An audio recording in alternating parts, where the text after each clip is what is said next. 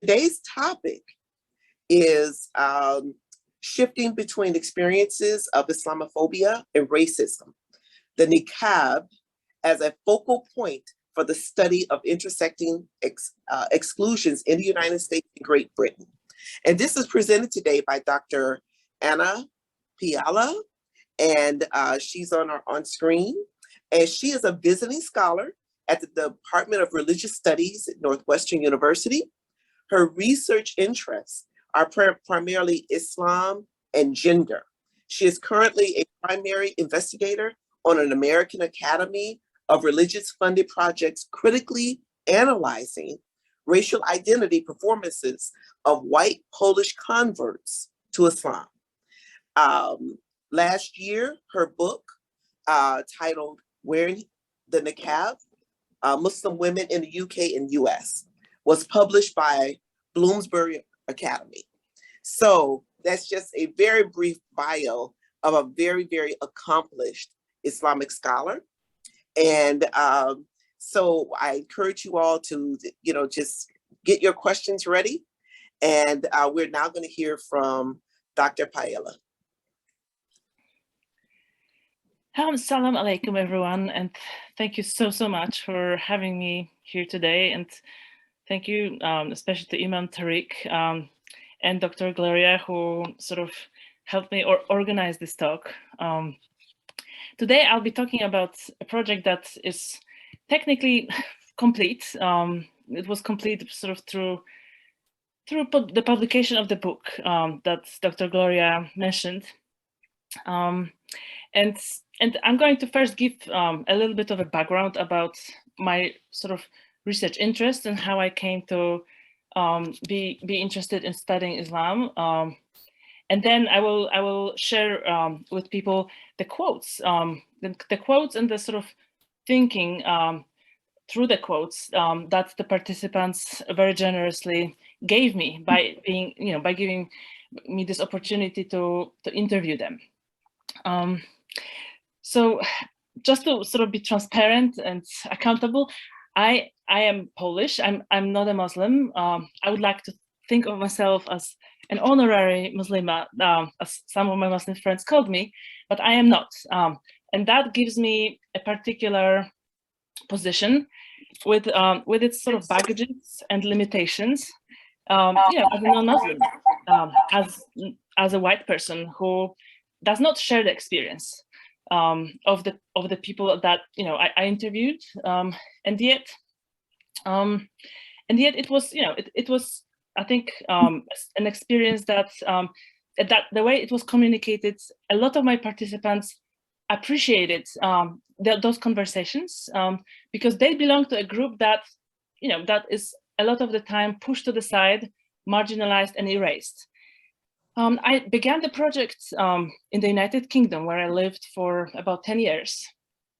And in about 2013, I'd already finished my PhD, which was focused on sort of online interactions and online kind of interpretations of Muslim women who came to talk about Islam.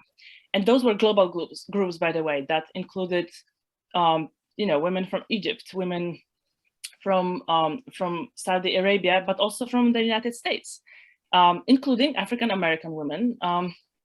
But by the time the idea of the niqab project came to me, that was over. But what was going on at the time was another, what I call niqab controversy, where something happened such that all the media suddenly were talking about women who wear the niqab. And very often the idea that follows is that niqab should be banned in the United Kingdom. Quite a few European countries actually had banned the niqab by then, France and Belgium, and several countries followed. So Muslim women who do feel like they need that religious practice to sort of for them, they cannot practice their religion that way in those countries. And so yeah, the British media was very, very often sort of activated by all those kind of debates.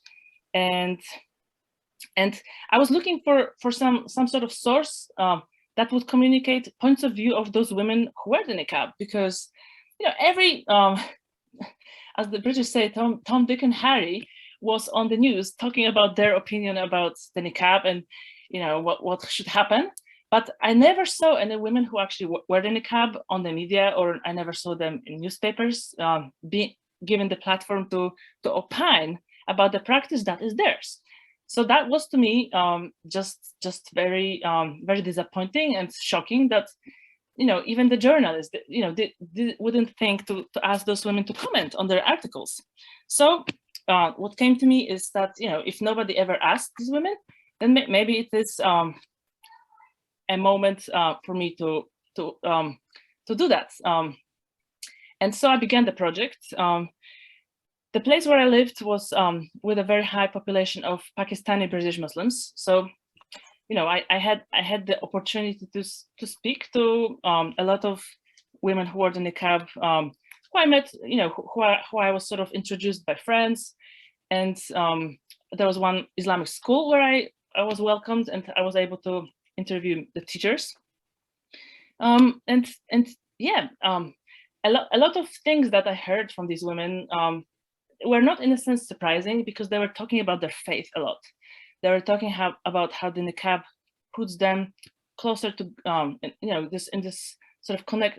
It's the connection with God that they experienced through wearing the niqab, and it was nothing to do with sort of shutting themselves off. A lot of the time they were very involved in their communities.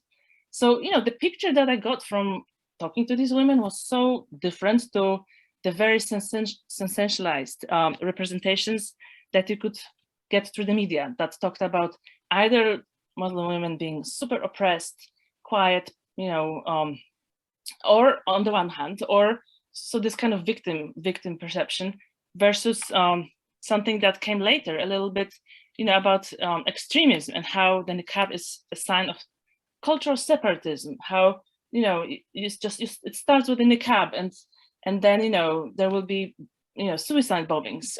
That's what the media suggested. So there was like no space in those representations for just the picture of ordinary women women of faith who just going about their lives. So that's what I was kind of trying to communicate through my research in England. But then my life took me to the United States, and I was very kind of curious, because it was possible to continue the project with the American women who wore the niqab. And at first I was thinking, are they going to be able to tell me something that the British couldn't? Indeed, a lot of women said very similar things, but the group that actually gave me a new, like a complete, they gave me a big lesson in how much the context matters, were the African American niqabis, because they talked not just about faith and Islamophobia that they experienced, but also racism. So I began to understand how in this country all these things sort of intersect, they come together, how they work together, and I am so grateful to them. So this is the sort of context for the research, and I've got the PowerPoint, so I'm just going to share it.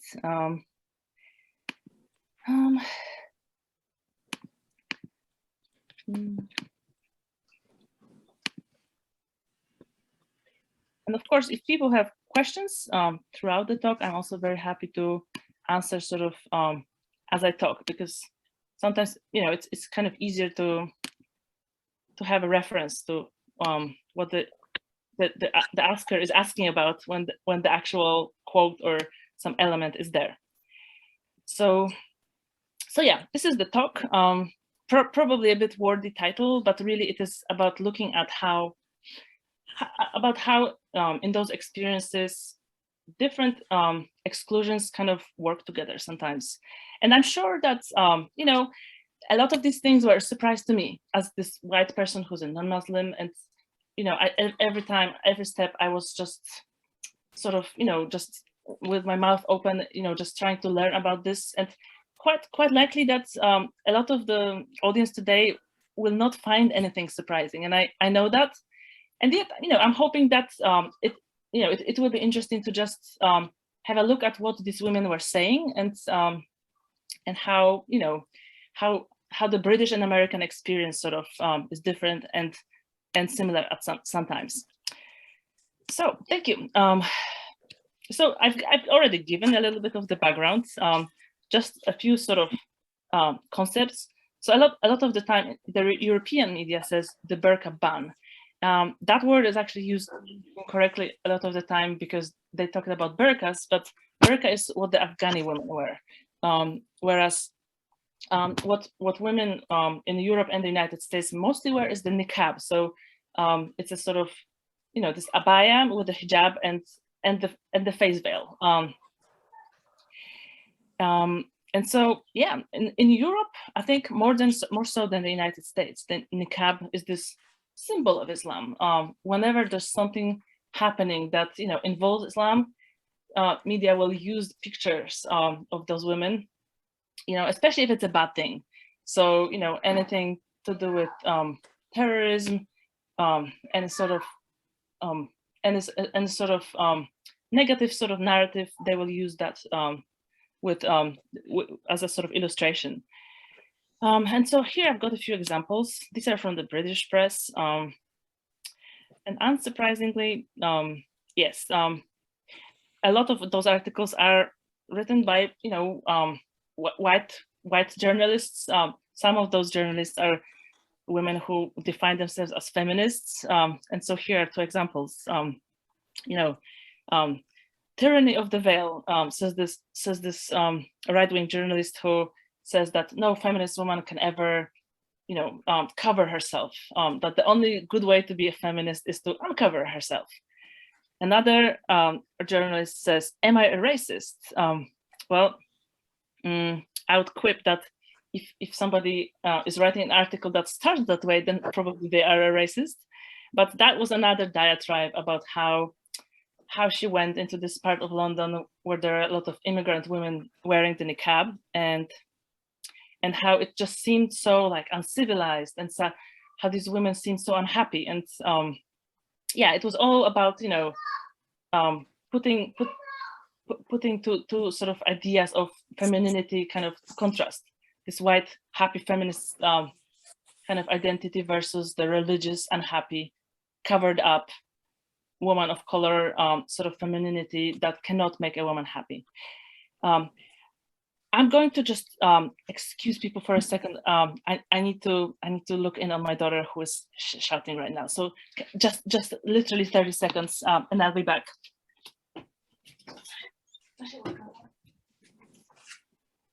As she stepped away, I hope that you're getting your questions together. I find it extremely intriguing as she's talking about the fact that the media uses negative narrative to describe the wearing of the niqab. Okay. I'm back. So yeah, this is just the context which shows how negative they are, how there is never any space for those women to speak for themselves. Here we've got another example, and that journalist defines herself as a Muslim. So this is a different category of a narrative where it is, basically some Muslims are very critical of the niqab, and they basically are saying these women are giving us a bad name because they are just so so backward and they're so conservative, whereas we are the good secular progressive Muslims, and there's no space for those strange women in our midst. They're giving us a bad name. So that is probably a little bit even more sort of hurtful for the niqab wearing population, because they are at the end of the day fellow Muslims, and there is none of that solidarity, intergroup solidarity. But in a country that is generally Islamophobic, like the UK or Western Europe, it would be good to have that solidarity, but that's not always the case. And so, yeah, like I said, it was, I think, high time for someone to just become interested. And I'm not saying that nobody else was interested, but it was just very hard. I really spent a long time trying to find sources to communicate points of view of those women who wear the niqab. So what I ended up doing is doing 40 interviews, 20 in the UK, 20 in the United States. And in the UK, it was mostly with British Pakistani women. I lived in the part of England with a very, very small sort of, very small Black Muslim population. Black Muslims in the UK live mostly in London. I lived in the north. So I was only able to get accounts from Black Muslim niqabis through secondary sources. In the United States, it was, I had much more sort of access to African American women who were in niqab, and there were also some, Arab, Indian American, and also some white converts. So there was a very kind of, I would say, diverse distribution of racial background. And we ended up talking mostly about two things. On the one hand, we had a long theological conversations about how these women understood their faith. And on the other hand, it was very much about living in racist and prejudiced societies that made it so much harder to just easily and freely practice faith. So I'm just going to start with those theological insights. Which, the first thing was, okay, so everybody talks about the niqab and what it is. Now you tell me what niqab is for you, because you are the experts on that. And I'm just, coming to you as experts on your own experience. So yeah, and those narratives were very lyrical and beautiful, and full of love for God. Oh, I see that there's a question. So I'm just going to ask to unmute that person. They raised their hands. Yes. So please state your question. Let me unmute myself first. Assalamu alaikum. Wa alaikum salam. What I wanted to ask is this, because when you guys were speaking, I thought about some of the attacks. Have you talked with anyone that's been attacked by someone with wearing niqab? Have you? Yes, I have. I would say probably between a half and a third of women who I spoke to had experienced at some point either a verbal attack where she was called names, and some women also unfortunately experienced physical attacks where their face veils were torn off, or some women were kicked, or I remember one woman said somebody threw a butt of a cigarette at her, which is, so dangerous, because if somebody catches on fire, this is, a terrible harm. So yes, unfortunately, there was a lot of conversation about the physical and mental harm that these women experienced. That came from sort of an Islamophobic kind of place where somebody, would say, nasty things about Islam, or in the United States also, racist things. So yes, that is the general kind of answer. I'm going to talk about that in the second part, for sure. Okay. I hope I answered your question. Yes, indeed. So I've got a few quotes here from women who said, it's a simple thing in everyday life. If you want to please our loved ones, we do things for them. So we cook for them, or we go to places for them. Why not, if we really love God, why not follow him and what he had us do? This is what I believe. And she believed that God asked her to cover her face. It was very much about her personal interpretation of Islam and those verses about modesty, which are very kind of broad. And so you could say, yes, they don't tell you exactly what to wear, but at the same time, the interpretation is yours. And perhaps if you feel called to wearing this kind of dress, and you feel that God calls you to doing that, so that should be your right. And so a lot of women said, this is a right to wear the niqab, not a religious duty. So it was sometimes an extra thing that they didn't feel they had to do, but they wanted to do just to please God. So another woman said, I'm not saying that if you're a religious person, you have to do it, or I am not judging anybody. That is in their heart. They're very close to God. And so yeah, another woman said it's an extra form of worship or modesty. So it was very interesting how to see how, these women were very much judgment-free, in that they would not say, oh, I see some women at the mosque and maybe they're not covering their faces or their hair, and that is a sin. No, I never heard such judgment from them. It was very much everybody knows the heart. They know God in their hearts, and they are acting the way they feel called to, as people of faith. And it is between them and God, and so it is not my place to tell them how they should be, covering their bodies or not. Another person, I thought it was a very kind of interesting statement.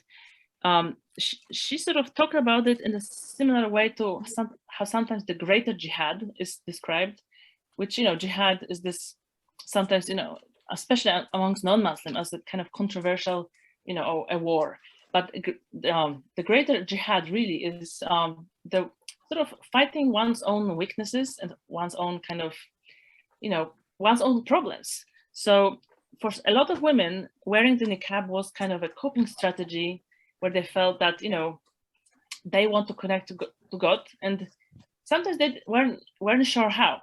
And then they figure out that for them it was the niqab that was a good sort of practice. That then as a result they felt closer to God. So but they said also you need strong faith to wear it, because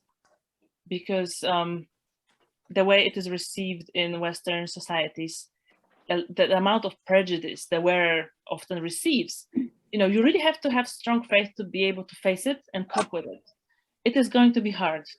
It's not going to be just beautiful and rosy, but you are going to get a lot of prejudice from others.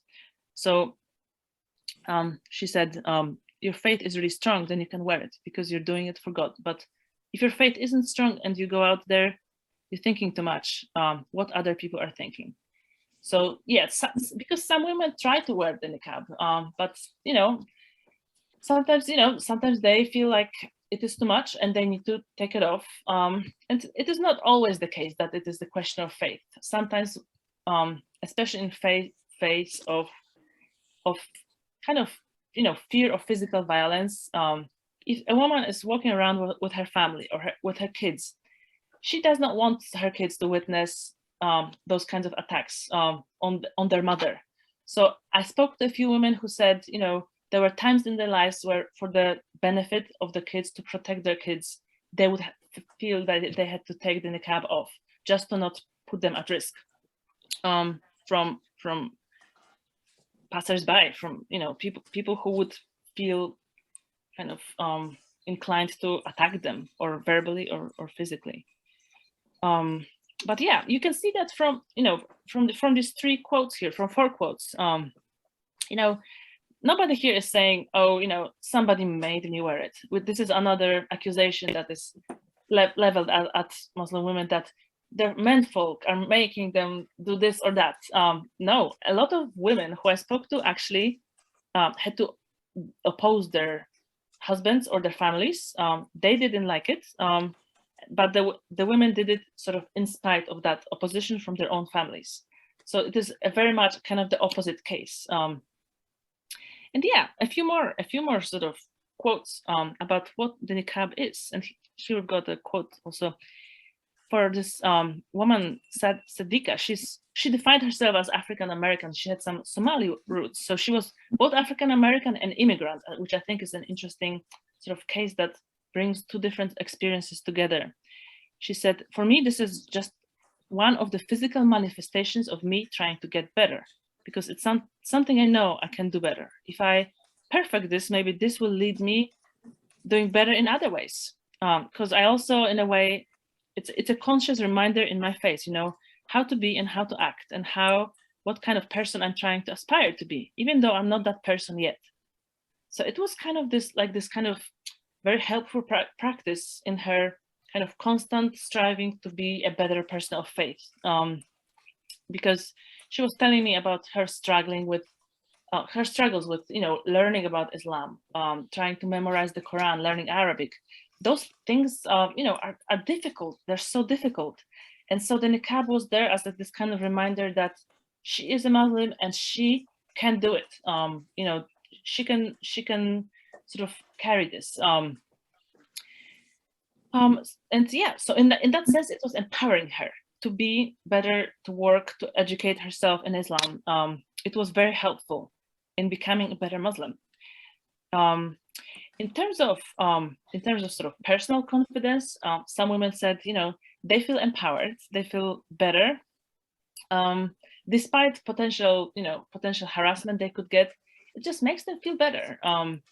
Some of the women enjoyed having their bodies covered because they felt that way they could be interacted with just on as people, you know, as thinking people, and not they were sort of trying a little bit to shed those experiences of objectification as women. You know, some of them were converts, so they remembered what it was like, you know, wearing clothing that attracted male attention and male gaze.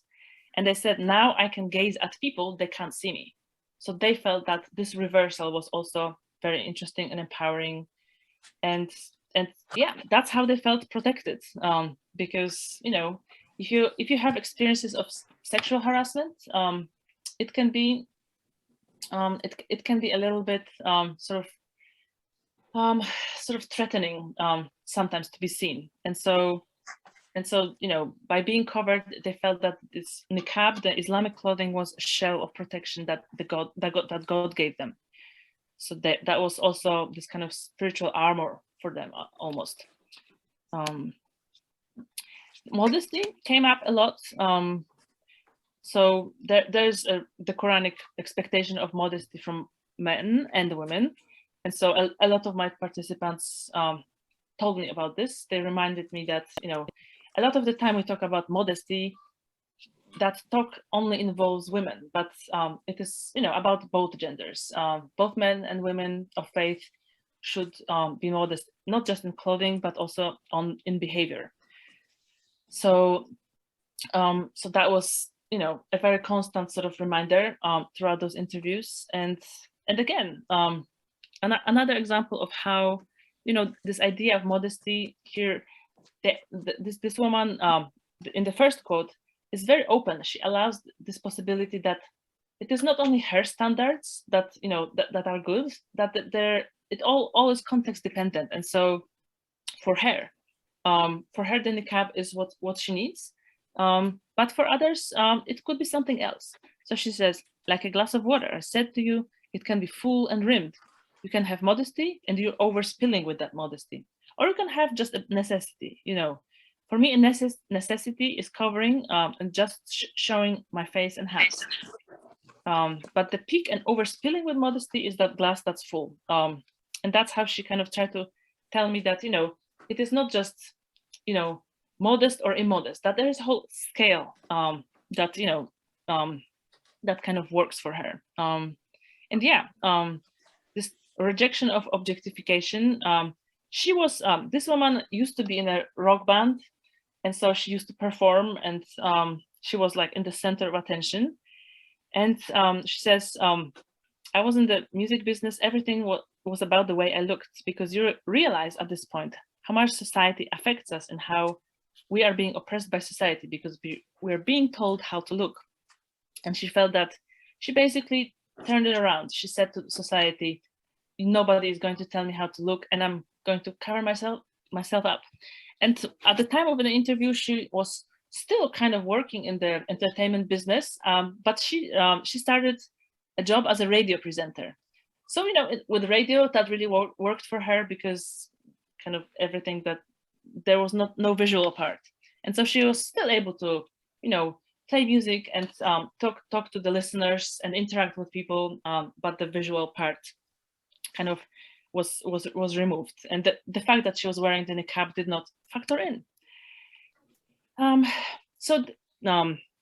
Here I've got a quote that illustrates this kind of idea about women sort of just taking up the niqab without much input from the husband.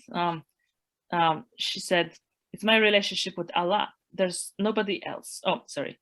There's nobody else. Nobody's telling me to do this. I'm doing this. It's my choice.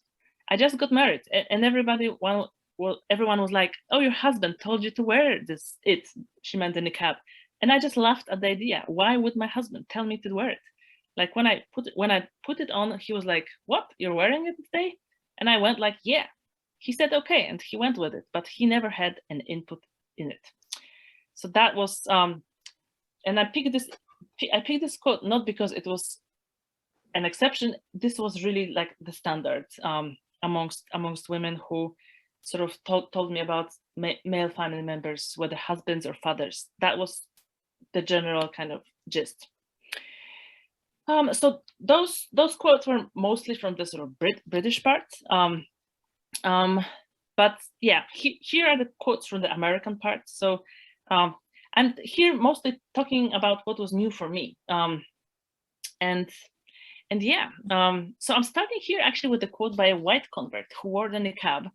I talked to her, I think I talked to her somehow after the murder of George Floyd, where suddenly race was in the news cycle. And she told me, "I have been pretty shocked this year, though, at all arising issues in the news. I didn't know racial problems were still a thing." And I think only a white person could ever say something like that. And here it kind of is a clear demonstration that despite joining the Muslim community, becoming one of the Ummah, and even, you know, wearing this niqab, that in itself is kind of a risky proposition for any woman living in the United States. She demonstrated this incredible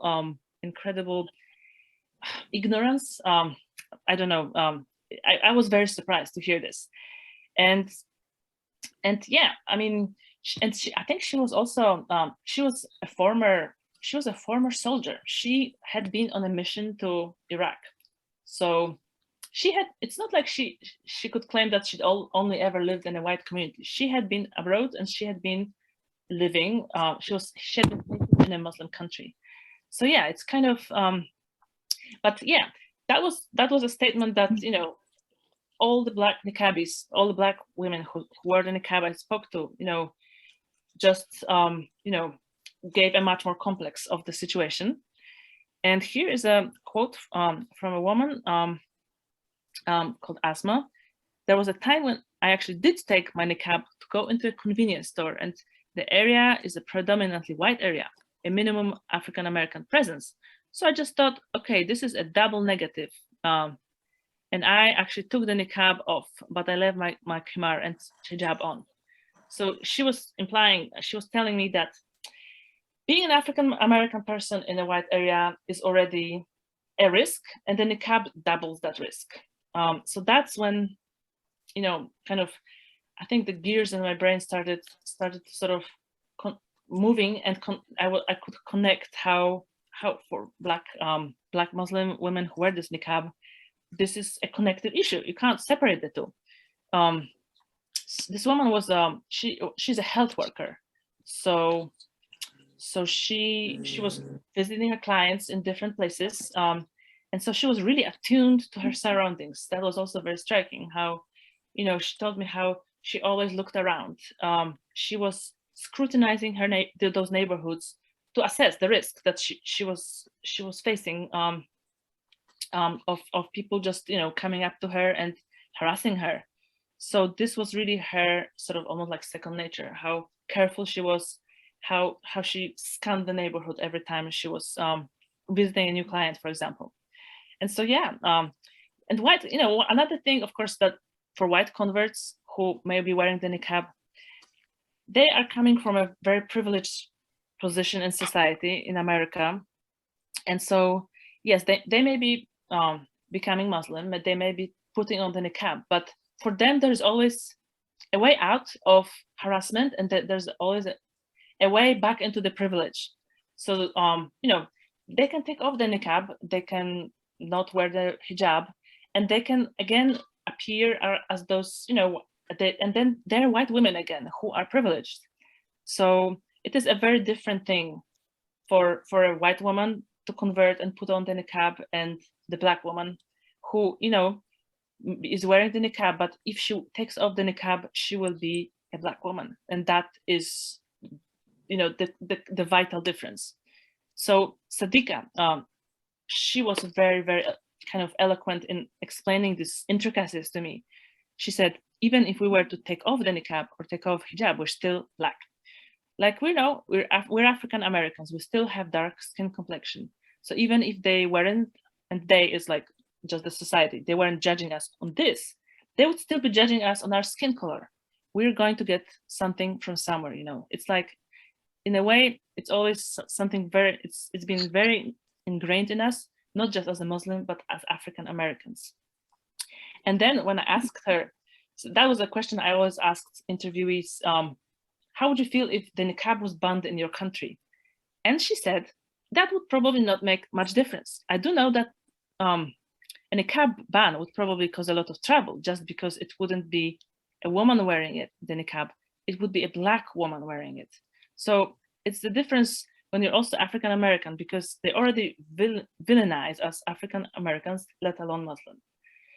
So yeah, so there is basically no way out of experiencing prejudice for those interviewees, and that was this very kind of, you know, the very striking thing, and so that was for me one of the main sort of lessons as a researcher. And then other things, erasure of black niqabis by other Muslims.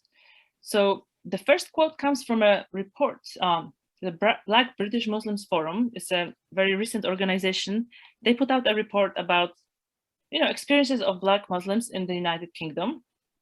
And it was titled using this quote from a niqabi. So it was, they had the audacity to ask me if I was Muslim when they saw me, a Black woman in a niqab.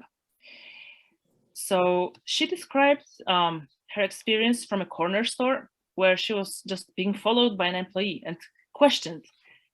She said the employee, you know, was South Asian. And so she was, you know, she was very disappointed and angry because, you know, the niqab generally, the niqab is this, you know, sign of Islam that nobody really can mistake for anything else. You know, if you see a niqab, it is a Muslim woman. And so she was really angry that, you know, the niqab was not enough in her case. You know, then employee saw a woman who was Black, and for that employee, it was just the race, the racial background that, you know, kind of was visible or that mattered, and the niqab suddenly was, you know, ignored.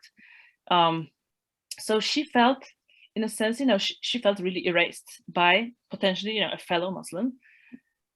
And here, again, Sadiqa says, some Muslims are like against the niqab and don't like the idea of me wearing it. They might see the color first. There's always race everywhere. That's the reality, regardless of where you are, for the most part. So I feel like for some people, they will see this. They will see my color. Who, some people, Muslim, even non-Muslims, you know, they might be of like ethnic background. They're seeing the Black first. So that was a really sort of, again, sad sort of conclusion that there's, you know, so much that Muslims are already kind of getting, you know, in a bad way from the majority society, the whites, the non-Muslims, that solidarity from fellow Muslims would really go a long way. But there is racism in the Ummah as well. And so, you know, they spoke out against this as well. And so it is, you know, it is a very sort of complex research topic, in the sense that here, on the one hand, there are women who love their God, who love their faith, who love their faith practices, and on the other hand, either they're they're sort of discriminated and persecuted for their faith practices, or who they are in a community that, you know, is scripturally, you know, Islam is unequivocally anti-racist. You know, in the last sermon of Prophet Muhammad, the Prophet Muhammad said, you know, there's no difference between Black and white and Arab and non-Arab, you know, as long as you're a person of faith, you know, you're a person of faith and you are a child of God. So in a religion that states that, you know, things should be better. But as you know, as my African-American interviewee said, you know, there's a long way to go. And that was a lesson for me for the context of the United States. So I think this is the last quote, actually. Yes, it is the last quote. So thank you very much for your attention, and I'm happy to take questions. Okay, that was very, very, very intriguing information. I was particularly taken with that last slide about the erasure of Black niqabis by other Muslims. And I'm sure that that is something that many of us as African-American Muslims, you know, have had some experience with when your faith is questioned because they view your skin color before your faith itself. So I appreciate hearing that. Are there any questions? Oh, I see. Brother Bill, unmute yourself. Yeah, hi. I had, Assalamu alaikum. I had two questions or comments that came to me when I was listening to your talk, which was really very, very good. One was that during that time that you were interviewing people from, was it 2014 to 2018, that also seemed to be a period of like increased racist kind of nationalism, both in Europe and certainly here with Trump and a lot of the Republicans. So one of the things that I was wondering is if the people that you interviewed, whether in the UK or here in the US, felt they were scapegoated or, you know, picked out because of all this, what I was described kind of a racist nationalism that goes on. And just the other quick thing kind of connected to this, it seemed to be in the United States that everything that you said about niqabis seemed to apply also to hijabis. You know, that I know plenty of women that wear hijab, whether they're white or Black or whatever, experienced all of this same kind of physical attacks and that type of thing. So again, I'm wondering if you could comment on that and if that was the same case in the UK. Thanks. Thank you for the questions. So the first question about, you know, the sort of period of racist nationalism. A lot of, yes. So of course, naturally, you know, issues of the day came up in the interviews. We discussed the news. At the time, it was, for example, the whole sort of troubles in Syria, and the so-called Islamic State in Syria that was in the news a lot. That meant that for a lot of women, the coverage of women wearing the niqab in in Syria, or those fighters who also cover their faces.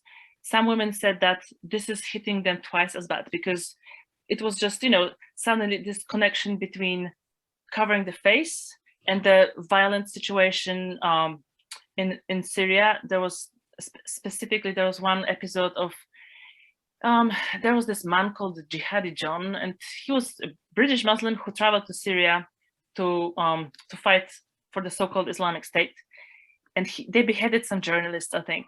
And he was wearing this kind of balaclava, and he had some Kalashnikovs. And this woman said, "Okay, when I saw this man on the news, I knew that now the Muslims in the UK are going to just get it." they're going to get it back from everybody around us, because they will see us as this kind of proxy. They feel like, that there are those terrorists in Syria, but they can't get to them, but they will be able to get to us. So that was kind of one part of the narrative.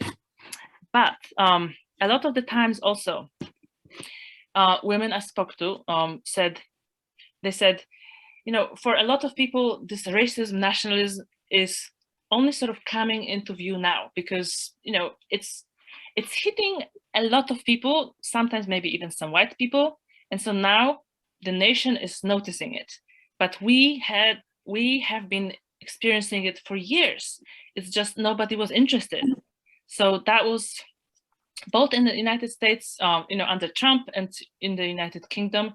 It was like, there is racism, there is Islamophobia. It was maybe a little bit better hidden, or maybe the society just didn't care. But suddenly, there's this polarization, and some people don't like the association with Trump, whereas others will really take Trump as their kind of leader. And so this racist rhetoric is much more kind of visible, but they had been at the receiving end for a long time, and they said not much changed for us, because it's just nobody was interested before. So that's the first question. The second, yes, with the hijabis, probably a lot of my findings would apply to the experiences of hijabis as well. But at the time, it was just, for me, it was there was a lot of research on the experiences of hijab already, and there were some hijabi women in the news, but the niqab is kind of seen as this ultimate kind of covering, and yet there was not much about it. So I was just interested what kind of qualitative difference between what was already out there and that niqabi experience I would find. And yeah, I mean, it was just this kind of almost like a special case,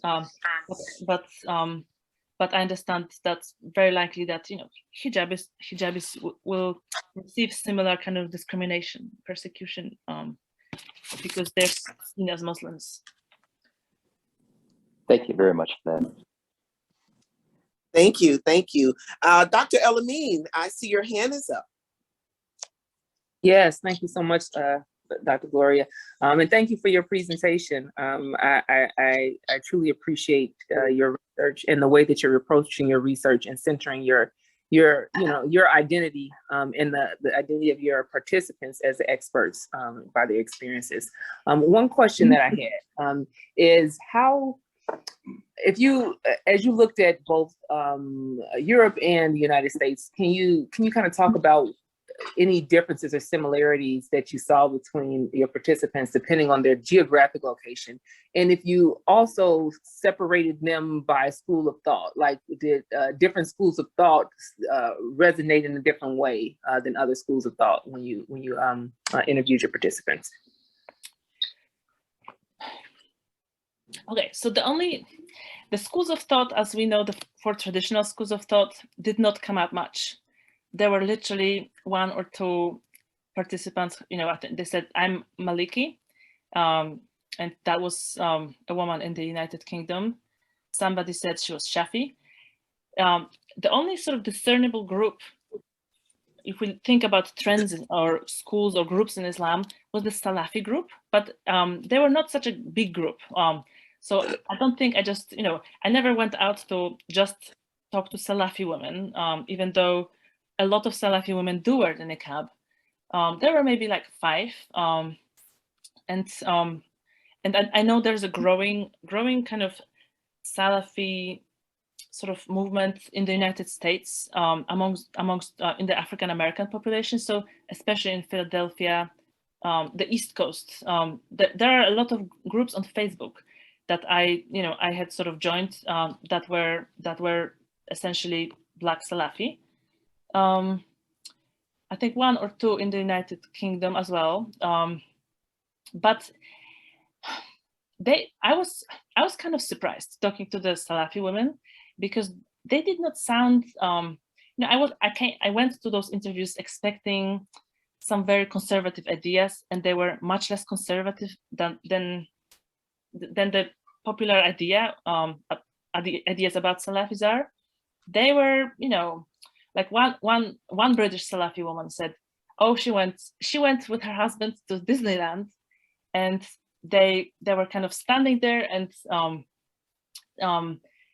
there was some American woman wearing hot pants, you know, and I was like, oh my goodness, what a sort of strange episode to recount. But this Salafi interviewee said the American woman in hot pants came up to us, and you know, she asked some questions, the usual questions, why are you wearing this stuff? And you know, when we told her that we were Muslims, you know, they got into this long conversation, and she went away from that woman wearing hot pants. Just, you know, and this woman was like, you know, and we didn't even try to like convert her. We just told her about ourselves or whatever. So, you know, they generally seem pretty chilled in that, you know, they were not haraming. I don't know if that sort of term is kind of familiar, but you know, that there's kind of like, there will be a group that will always point out how others are not pious enough. And some of my interviewees said this is haraming others. So the Salafi women I interviewed did not seem to say that they did, that was what they did. Yeah, no, we call it the Muslim police, but yeah. Oh yeah. And then, you know, there were a lot of women who either came back to their faith, you know, kind of cultural Muslims that just sort of rediscovered their faith, and converts who are all sort of on this journey of rediscovery. And for them, the niqab seemed to be helpful in sort of asserting their identity as Muslims. But as far as theology, they all told me, and I have to learn more. I'm learning. I'm trying to learn my faith, but I know I'm not there yet. So it was kind of like, it was a very kind of helpful practice to kind of keep them going. But it was not just there at the end of the journey. They picked it up at the beginning of the journey when they were just making sense of, you know, what Islam is, and something, you know, something like schools of thought. Because I would sometimes ask, but they were like, oh no, I'm not there yet. You know, so that was another very kind of discernible group that, you know, they told me pretty much, you know, we're studying Islam, but we know that there's a lot to learn. So that's the answer, I guess. No, thank you so much for that. I appreciate it. Excellent. One of the things that I was particularly taken with, Dr. Paella, was your comments about, well, really the interviewee's comments about that this is a right to wear the niqab and not a duty, and that and how judgment-free they were about women who didn't wear the niqab. And, you know, that just struck me as just such a beautiful contrast to the one Caucasian Muslim who felt that, oh, I didn't know that race was still a thing. And though they're two different, you know, kind of subjects, but yet it, you know, it really speaks to and the privilege that both women felt, right? The Caucasian women in her whiteness, and the niqabi women in that this is my duty, you know, that this is not my duty. This is not a duty. This is my right, and my pleasure to do this, you know. Yeah.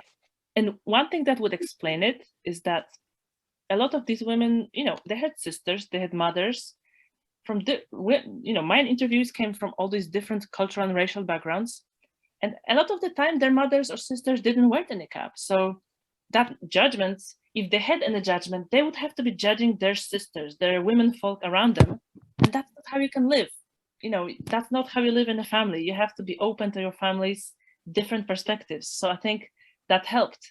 So, you know, one niqabi mother told me, my daughters don't wear it. And, you know, maybe that one day they will be ready and they will wear it. But if they don't want to wear it, then, you know, that's not my thing. That's not my place to like make them. Yeah, I think. Hello, Imam Tariq. Yes, Dr. Payal, thank you so much for being here. I really enjoyed your presentation. And I know often that research, it leads to more research. Mm-hmm. So could you talk about, from this research, what, where is this pointing you to? Mm-hmm.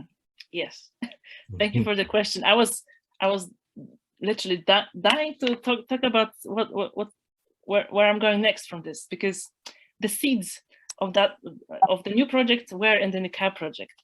So for me, the very surprising part was that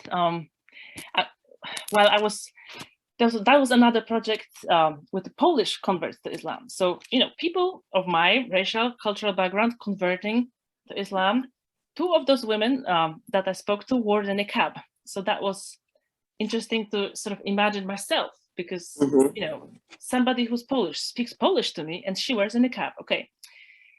And I have to say, at the time when I was working on it, I was also working here at Northwestern in a department of psychology, in a lab that was led by an African-American psychologist. And it was, the lab was working with children of different racial backgrounds, looking at racial and gender identities. So I was exposed to a lot of critical race theory, Black thought on society, Black thought, a lot of theorists and scholars that I had not been exposed to, by virtue of who I am, where I lived. I literally, this was kind of like a shift for me in my head that, there's so much I still don't know. And by being exposed to that, theory of Black scholars who were talking a lot about whiteness and white people, I was literally inspired by that to look at whiteness amongst my people, Poles, Eastern Europeans. And because, Islam for me has always been this kind of sort of driving force of interest, I decided to sort of look at whiteness, but as it is lived, experienced, and sort of performed by white converts to Islam in Poland. And it's kind of a strange, perhaps, like on the surface, a strange idea. Why would you look at the converts? All people in Poland are white, but the thing is, people in Poland have very little interaction with people of color. This is a very white country. In my own town, there was one man from Nigeria that was known as the man from Nigeria, nobody else. So generally, white Poles who don't have those interactions just don't really, they're not able to say much. This is just, who they are. But Muslims, converts, they come into multiracial settings with immigrants from different countries who live in Poland. Some of them immigrate to much more racially diverse neighborhoods, countries like England. And so, some intermarry. So suddenly they're thrown into this, multiracial setting. And that's when being white somehow becomes much more prominent, I think, which came from the interviews. That, let me interrupt you here, because I think Imam Tariq had his hand up, and if he still has a question, I'd like to get that in. No. I'm sorry, Dr. Gloria. I had asked my question, and Dr. Anna was within her response. Oh, okay, because I got cut off for a second. So okay. Yeah, no problem. Thank you so much, though. Yes. So sorry. I'll lower my hand. So just to sort of finish off, it is my own sort of way of contending with my whiteness, somebody who researched people in the past that, are minorities, and there is a power differential there, and that's sort of, that is problematic. And so researching people like me, I think evens it out a little bit. And the fact that I'm keen to really employ those thoughts and reflections and theories of Black scholars about white people, I think is going to really yield some interesting results, because, a lot of white people don't really know much about their own whiteness. They don't want to know about their own whiteness, but but Black people can tell them a lot about their whiteness, because, you know, they know a lot, and not from a good perspective. But you know, we need to hear this. We need to hear this, and I think, you know, that includes those converts, but all white people, all white Polish people as well. And I was mentioning to Dr. Gloria, you know, even in the Ukrainian conflict, the racial issues came up, because just as, you know, Polish people raced to the border to help the Ukrainian refugees, there were some smaller groups of, you know, Black Ukrainians or Black students who were studying Ukraine. They're studying like medicine and, you know, other subjects, but those Black people had difficulty getting across the border. And what does that tell us about, you know, are we helping all refugees, all people who are running from war, or is our help racialized? And I think people need to be shown this. They need to be like, they need to be taken into account on a lot of those dynamics. And that is just a necessary thing. And I'm just gonna finish off saying, but I'm not better. I'm not a better white. I'm just, you know, just as everybody else, you know, getting all those privileges, and you know, it is. But and yet I think I have to do it, because you know, if I'm not going to do this, nobody else has done it, and maybe, you know, it has to be done. We have to like just be put to account on that. So that's my little contribution. But like I said, you know, this is a much bigger project of changing society. That's, you know, I have no illusions that this will change much, but I think some things have to be said. That's pretty much it is. Yeah, thank you. That those are excellent comments, and I really want to thank you for the work that you've done.